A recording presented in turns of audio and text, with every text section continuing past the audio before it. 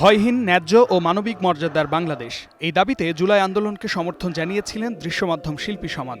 সরব হয়েছিলেন রাজপথে, আওয়াজ তুলেছিলেন সামাজিক যোগাযোগ মাধ্যমে।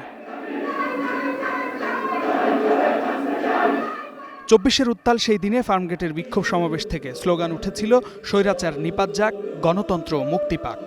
ধর্ম, জাতি, মত পরিচয়ের ঊর্ধ্বে গিয়ে সময়ের প্রয়োজনে শিল্পীদের ঐক্য ফ্যাসিবাদী রাষ্ট্র কাঠামোর ভিত নাড়িয়ে দিয়েছিল।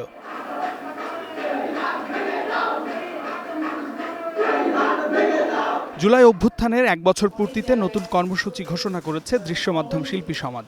সে খবর জানাতে এই সংবাদ সম্মেলনের এই আয়োজন। কলিজা কাঁপানো ৩৬ দিন, জুলাই গণ অভ্যুত্থান ও সাংস্কৃতিক নির্মাণ শিরোনামে সাংস্কৃতিক সম্মেলন করতে যাচ্ছে শিল্পী সমাজ।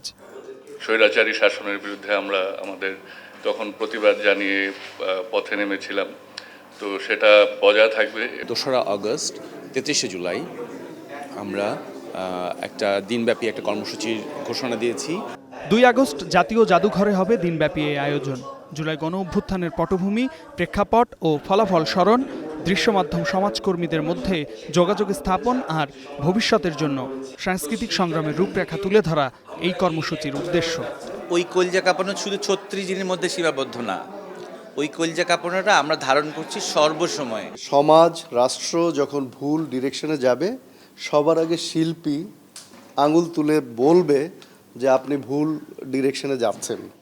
শহীদি মিছিল, লাইভ গ্রাফিতি, আলোচনা সভা, থিয়েটার পারফরমেন্স, গান, কবিতা, ফ্যাসিবাদ বিরোধী চলচ্চিত্র উৎসব, গণ অভ্যুত্থানের ছবি, পোস্টার প্রদর্শনীর মাধ্যমে দিনটি উদযাপন করবে দৃশ্যমাধ্যম শিল্পী সমাজ। শামীম বিশ্বাস, স্টার নিউজ।